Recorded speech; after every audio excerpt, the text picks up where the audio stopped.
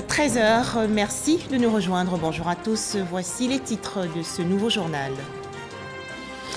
En Côte d'Ivoire, ils ont décidé de tourner le dos aux conflits armés. Les ambassadeurs de la paix ont célébré hier le vivre ensemble dans la commune de Yopougon.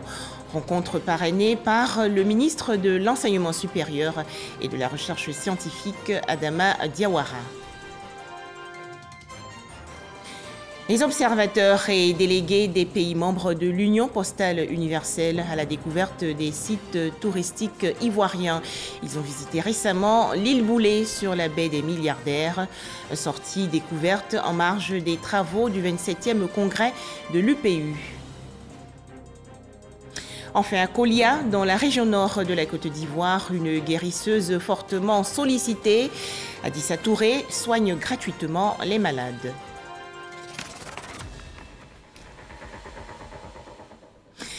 En Côte d'Ivoire, cette cérémonie pour célébrer le vivre ensemble, rencontre organisée hier dans la commune de Yopougon par les ambassadeurs de la paix. C'était en présence du ministre de l'Enseignement supérieur et de la Recherche scientifique, Adama Diawara. Le point dans ce reportage de Franck Quadio. Yopougon Niango, terrain de la paroisse Saint-Pierre, deux ex-combattants, Mao Glofei et Enza Karamoko, dit commandant Fognon, militairement actif lors de la crise post-électorale de 2010, marchant main dans la main. Et cela sous les regards de populations venues des quartiers alentours, Yamsokro, Gbenta, Fete et Saint-Pierre. Nous sommes à la célébration du vivre ensemble harmonieux, une initiative des ambassadeurs de la paix qui sont des démobilisés des deux camps ennemis d'hier. Objectif, sceller définitivement la paix en Côte d'Ivoire. Hier, ceux qui étaient des belgérants, ceux qui étaient des dieux de la violence, des maîtres seigneurs, unis, pour dire désormais nous tournons dos à la violence, aux armes, aux manipulations. Ces ambassadeurs, forts de leurs expériences d'ex-combattants, s'engagent à livrer désormais bataille pour la promotion de la paix sur toute l'étendue du territoire national. Enza Karamoko et Mao Glofei s'inscrivent dans la dynamique. Je suis content d'être au milieu de mes amis qui étaient hier mes ennemis. On se donne la main aujourd'hui. Foyon, mon frère, le commandant invisible, on se voit aujourd'hui, on est là. L'Ivoirien doit savoir qu'il n'y a pas d'autres personnes qui peuvent donner des instructions aux jeunes si ce n'est pas nous. Donc, c'est la fierté, la satisfaction de tous pour la Côte d'Ivoire unie. Rester dans la prospérité absolue. Est-ce que nous voulons? Le ministre Adama Diawara, parrain, s'est engagé à les soutenir. Cet acte est encouragé à plus d'un titre. Et vous avez vu Mao Glofei et Boer, commando invisible, main dans la main, en train de fraterniser. C'est ce genre d'image que nous voulons voir. La politique ne doit pas nous diviser. La politique doit être plutôt un facteur de réconciliation, de paix et surtout de développement. Les ambassadeurs de la paix, certains vivant dans des conditions précaires, souhaitent une oreille attentive des autorités quant à leurs préoccupations. Toujours en Côte d'Ivoire, cette action conjointe pour réduire la mortalité maternelle et infantile, l'Union des villes et communes, l'UVICOSI et l'organisation non gouvernementale Challenge Initiative ont procédé il y a quelques jours à la distribution de contraceptifs aux communes pilotes. Cette cérémonie s'est déroulée dans la commune du Plateau. Plus de détails, Patricia Etia. Les personnes concernées sont les femmes et les jeunes filles. Le but est de développer des stratégies pour l'intégration d'une planification familiale de qualité dans les programmes de santé maternelle et infantile. 6 communes ont été sélectionnées. Elles ont reçu des lots de plusieurs produits contraceptifs d'une valeur de 226 millions de francs CFA. Nous essayons de mettre en activité tous les activités qui ont été programmées, notamment la distribution de produits contraceptifs aux femmes en âge de procréer, mais également la formation des élus locaux, ayant du rôle des vendeuses, à leur inculquer la bonne démarche dans le cadre de la contraception qu'elles auront pour vraiment prévenir leur santé. Le projet TCI, The Challenge Initiative, consiste à répondre aux questions sur la santé de planification familiale concernant les femmes de 15 à 49 ans. Nous avons bien voulu offrir ces méthodes-là à l'UVICOSI et aux mairies et aux districts sanitaires. Ces produits contraceptifs vont permettre d'organiser convenablement les journées spéciales d'offres gratuites de méthodes contraceptives. Dans sa mise en œuvre, les mairies et les centres de santé ont élaboré le projet en partenariat avec les bailleurs.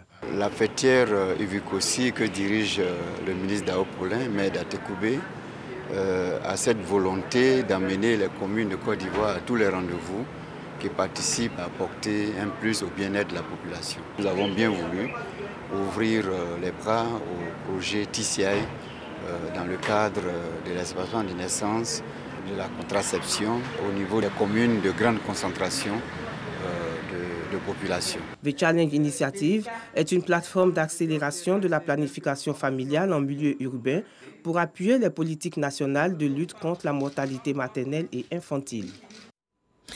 Rappelons que pour mieux lutter contre le coronavirus, il nous faut respecter les gestes barrières et bien sûr nous faire vacciner. La vaccination est gratuite.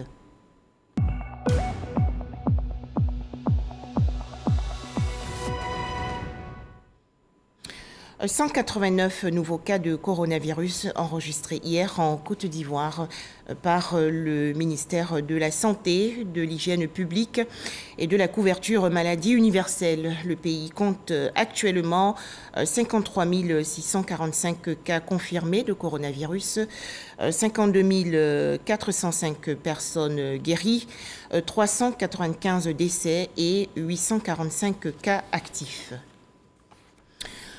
Direction Kolia, dans la région nord du pays, pour découvrir une guérisseuse très sollicitée par les populations. Adissa Touré, c'est son nom, soigne gratuitement les malades.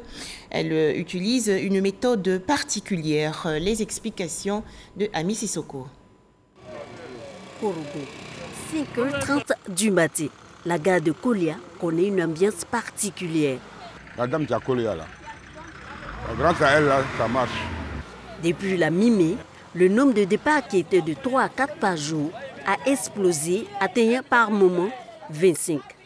Dans les bagages des passagers, de nombreux bidons. Tous racontent que c'est pour ramener une eau bénie par Adissa Touré, la guérisseuse vers qui converge tout ce monde. C'est l'information qu'on nous a donnée. Bon, en partant, il faut aller un bidon. Elle a dit là-bas qu'elle finit de faire. Maintenant, vous venez le bidon, vous lavez ça. Si vous venez 4 bidons. Kolia, dans la Bagoué, quartier Saliou Touré où exerce Adissa Touré. Devant sa concession, des milliers de personnes en quête de guérison. Elles sont venues de toutes les régions du pays et même de la sous-région.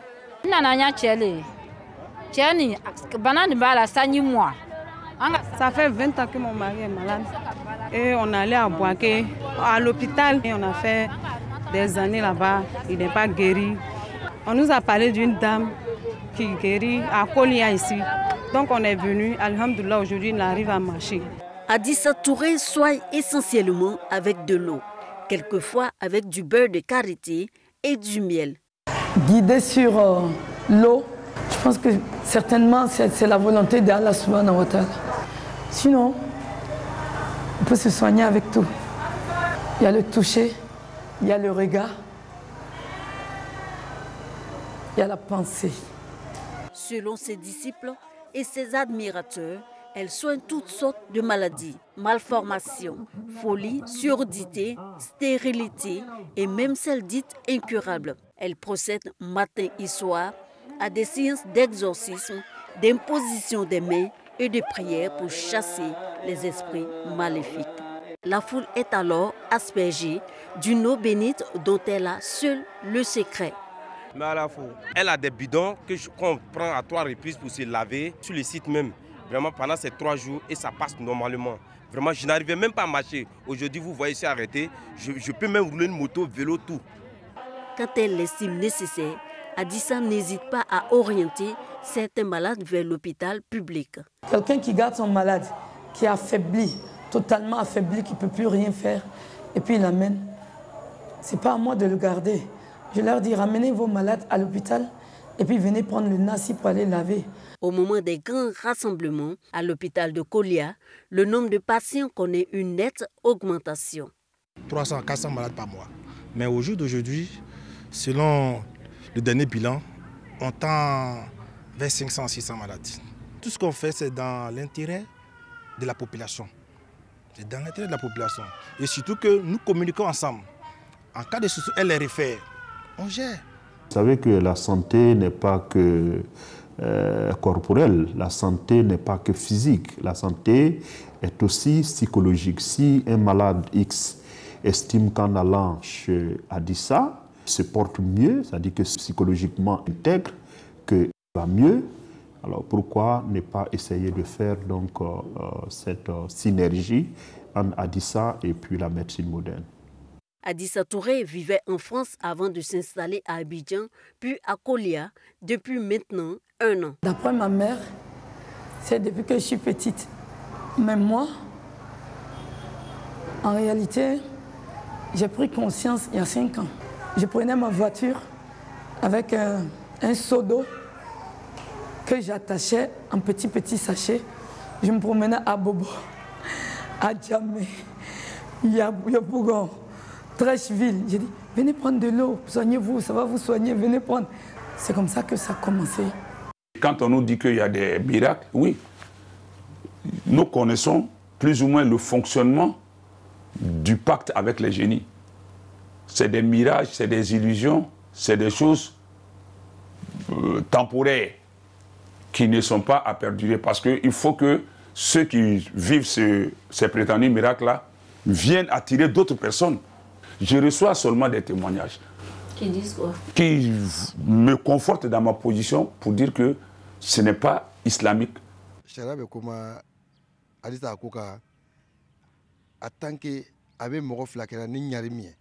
Ce qu'elle fait n'est pas en contradiction avec l'islam. Elle récite l'attestation de foi et demande aux gens de ne rien associer à Allah. Elle guérit par la foi, elle sauve des vies. Et selon le prophète Muhammad Rasoul, celui qui sauve une vie a sauvé 1000 vies. La foi peut guérir en parcourant les évangiles. Au niveau du rapport que Jésus-Christ, qui a guéri, le rapport qu'il a eu avec les malades, dans l'accomplissement de sa mission, on a vu que quand le Christ guérit, à la fin, il dit « ta foi t'a sauvé ». Les soins de Adissa sont gratuits, mais chaque pèlerin peut faire don d'une somme d'argent pour l'entretien du site. À Kolia, tout un business se développe autour du site de prière. Tout bouge, les vendeurs de poissons, ceux qui venaient avec 10 cartons actuellement sont obligés d'envoyer 40 cartons. Nous consommons plus de 200 000 litres d'eau par jour. C'est mon 4e voyage qui est là. Ça fait 1000 litres. Bon, ça fait 40 bidons. Les bidons pour remplir, là, 100 francs, 100 francs. Sa présence a un impact énorme sur l'économie de la commune. Donc aujourd'hui, il y a plus de 150 tricycles qui sont conduits par nos jeunes frères. En réalité, il y a plus de 300 jeunes aujourd'hui qui sont en activité à Kolia.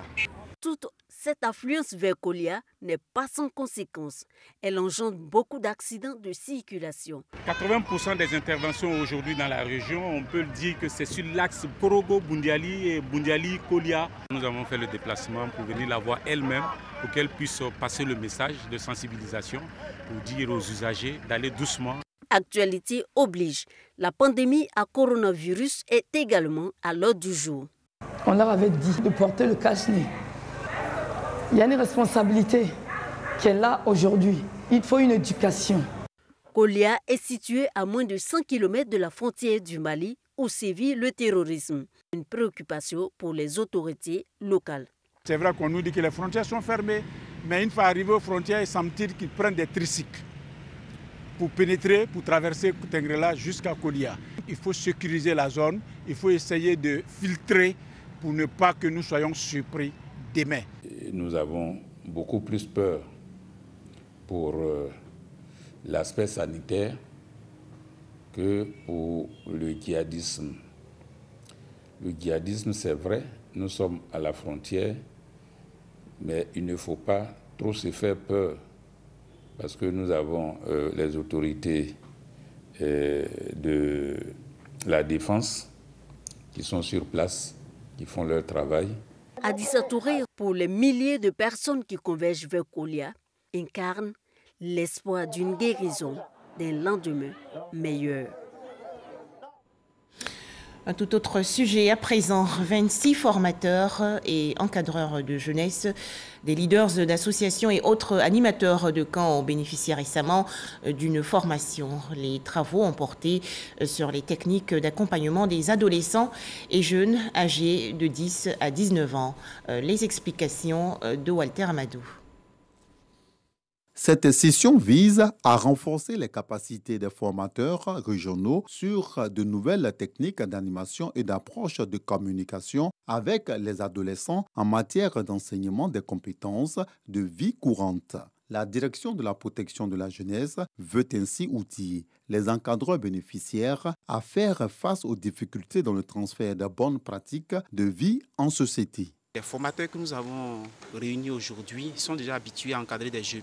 Et le plus qu'on leur donne leur permettra donc de raffiner leur approche dans l'encadrement de ces jeunes-là. Et nous sommes dans un environnement, que ce soit au niveau national ou au niveau mondial, qui est en constante mutation. Il y a des fléaux sociaux, on peut parler d'alcool, de drogue, de violence, etc.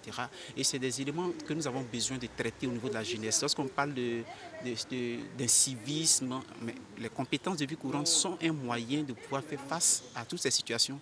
Et les jeunes en ont besoin, c'est pour cela que nous leur donnons ces formations. La formation nous a instruits, nous a appris qu'il faut mettre plutôt les jeunes là en situation de majeur, de les laisser s'exprimer et de dire exactement qu'est-ce qu'ils veulent à travers des modules comme la prise de décision, la communication,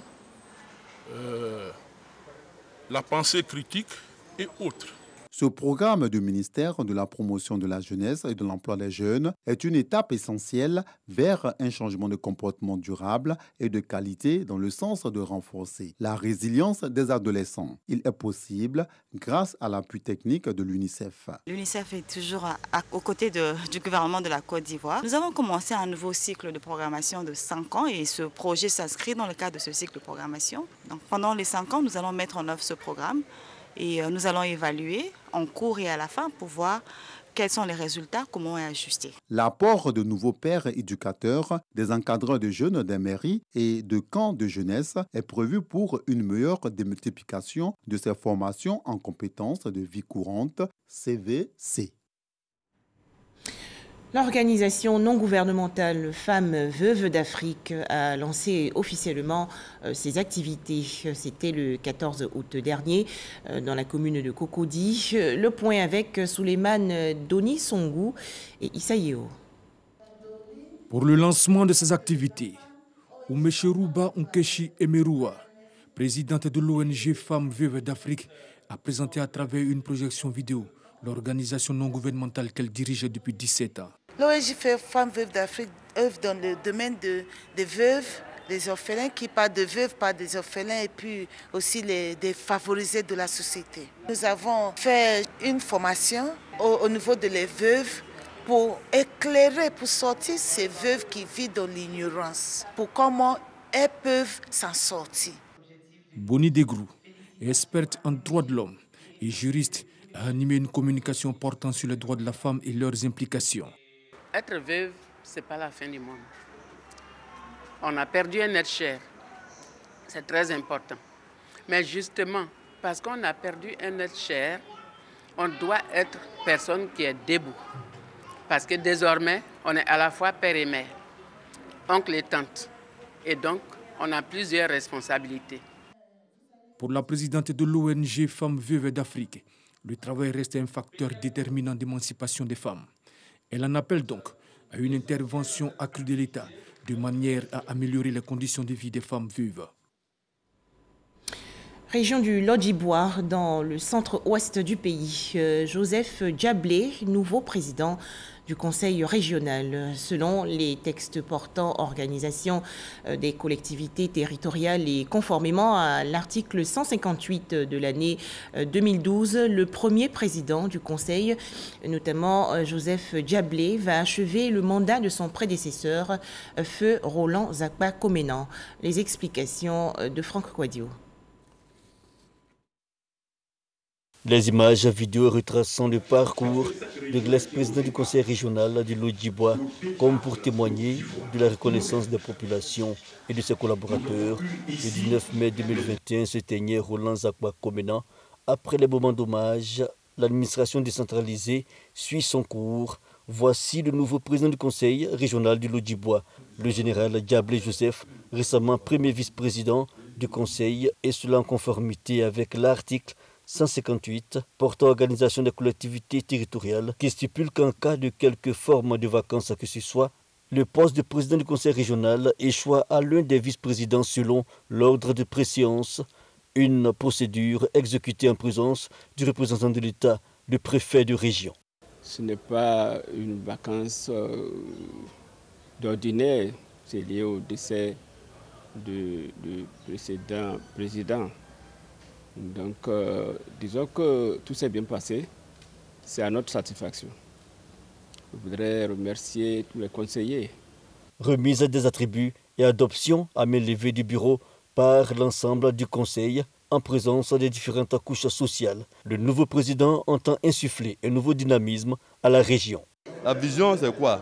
Un Lodjibois émergent, un Lodjibois en pilotant des têtes des régions les plus développées de notre pays. Seulement, c'est la méthode. La méthode, c'est quoi? Comme je l'ai indiqué, un peu plus de rigueur, d'austérité, pour que nous soyons... Nous respectons, c'est pas compliqué, hein, nous respectons simplement les règles de la bonne gouvernance.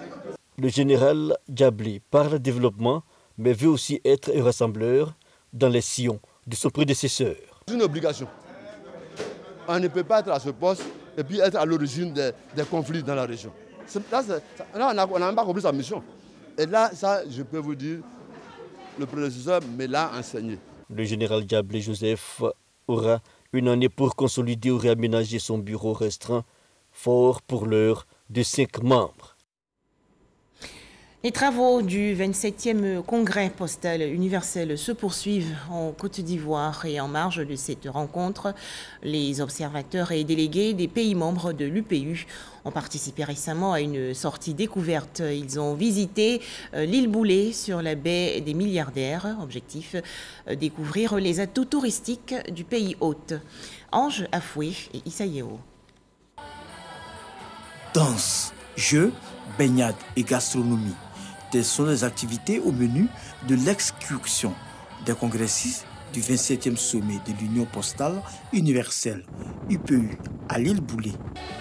Après 2 semaines de travaux intenses, l'heure est à la découverte. C'est un congrès qui dure 3 semaines. Donc la Côte d'Ivoire, en tant que pays hôte, a voulu offrir à ses congressistes, ses invités, tout ce qu'elle a de meilleur, tout ce qu'elle a de beau. Et nous avons donc organisé plusieurs excursions dans la capitale Yamoussoukro et également sur le bord, on va dire, de lagune. Donc c'est une expérience exceptionnelle pour des personnes qui découvrent pour la première fois l'Afrique et la Côte d'Ivoire. Je ne savais pas qu'on pouvait trouver un endroit aussi beau en Afrique. Magnifique, vraiment extraordinaire. J'entends parler beaucoup de la Côte d'Ivoire, mais surtout pour la production du cacao, du café. Mais on n'entend pas parler autant que ça pour le tourisme. Donc je pense que ce pays a le potentiel pour devenir l'une des plus grandes destinations touristiques du monde. Les congressistes n'ont pas boudé leur plaisir, visiblement heureux de découvrir les opportunités touristiques de la Côte d'Ivoire. Ce lieu est très merveilleux, c'est très beau. C'est au milieu de la nature. C'est fantastique parce que tu te sens comme au milieu de la forêt, de la nature. Et je suis très contente parce que chaque week-end, nous avons le privilège de découvrir d'autres lieux, d'aller en excursion. Je pense que plusieurs personnes vont quitter ce pays avec de bonnes idées. Après cet intermède, les travaux du 27e sommet de l'UPU reprennent de plus belle ce lundi, avec pour activité phare la conférence de presse du directeur général de l'Union postale universelle. Dans l'actualité nationale également, la toute première édition du Festigua, festival pour promouvoir le patrimoine culturel du village de Dabré dans la région sud du pays.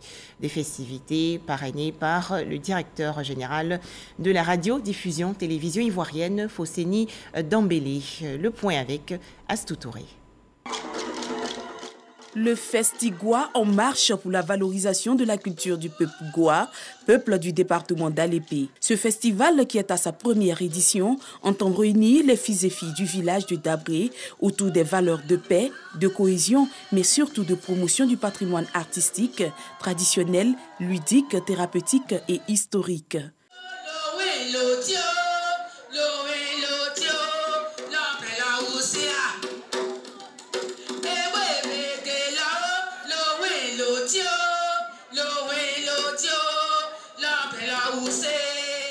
Nous venons de l'Égypte. Nous en voulons pour preuve le système vestimentaire, les us et coutumes adoptés, ainsi que les différents noms que nous portons aujourd'hui. Cathy Loba, première artiste moderne Goa, salue cette initiative. Je suis heureuse parce qu'il faut connaître sa culture. L'art et la culture, facteurs de développement économique et social, un thème évocateur qui cadre bien avec la vision du parrain Fosséni Dambélé, directeur général de la radiodiffusion télévision ivoirienne, ici représenté. Cet objectif visé par les initiateurs est en parfaite harmonie avec la vision du directeur général de la RTI qui, dès sa prise de fonction en 2019, a inscrit au chapitre de ses priorités la production d'émissions télé et de documentaires pour la promotion des valeurs culturelles, coutumières, valeurs traditionnelles en général dans notre pays, la Côte d'Ivoire. La matière, c'est l'histoire du peuple. Ce sont les costumes qui sont particuliers, ce sont les mets qui sont particuliers, ce sont les jeux de société qui sont particuliers et ce sont les danses qui sont particulières. Mes remerciements à titre personnel, les remerciements du comité d'organisation, mais les remerciements de tout le peuple bois, parce que le DG de la RTI n'a pas hésité un seul instant à apporter son soutien à ce festival. Nous ne sommes pas surpris, parce que M. le directeur général est un homme de culture. La première édition du Festigua prendra fin le dimanche 29 août prochain.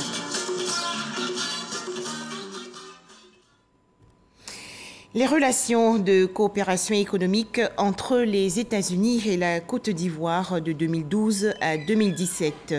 Dans cet ouvrage, l'écrivain ivoirien Jean-Marc Oulaï analyse l'impact des programmes de coopération économique des États-Unis sur le développement de la Côte d'Ivoire. Les détails, Alec Lavry et Franck Quadio. Les relations de coopération économique entre les États-Unis et la Côte d'Ivoire de 2012 à 2017, l'intitulé de cet essai de Jean-Marc Oulaï, expert en intelligence économique et stratégie. Cette étude démontre les insuffisances du cadre de coopération commerciale entre les États-Unis et la Côte d'Ivoire dans cette période. L'ouvrage entend donner des pistes pour le renforcement de la coopération économique entre les deux pays. Les États-Unis représentent un partenaire privilégiés aux côtés donc, de la Côte d'Ivoire, et ces programmes de commerce qui ont été mis en œuvre au sein de notre pays n'arrivent pas à atteindre le plein potentiel. Donc l'impact a été donc évalué et par la suite nous avons proposé des recommandations pour booster la promotion de la coopération entre les États-Unis et la Côte d'Ivoire. Un ouvrage salué par les participants. Il faut dire qu'on n'a pas l'habitude de voir ce type de coopération, ou du moins on n'en parle pas suffisamment.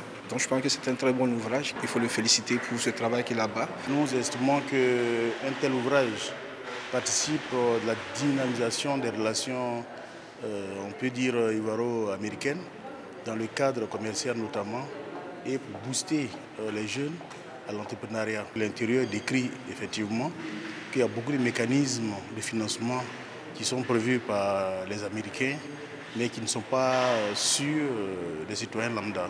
Des échanges, puis des recommandations et enfin explorer des perspectives de solutions. Une séance de dédicace a mis fin à cette présentation. En image, l'actualité hors de chez nous, les parents d'élèves très heureux au Togo. En effet, les apprenants des collèges et lycées publics seront exemptés de frais d'inscription et de scolarité pour le compte de l'année académique 2021-2022, et cela sur toute l'étendue du territoire national. Enfin, des inondations dans plusieurs quartiers de Dakar, la capitale du Sénégal, en raison des récentes grosses pluies et malgré la construction de canaux de drainage et de stations de pompage. Les populations ont bien sûr exprimé leur mécontentement pendant des manifestations. Voilà, excellent début de semaine sur RTI1. À toutes et à tous.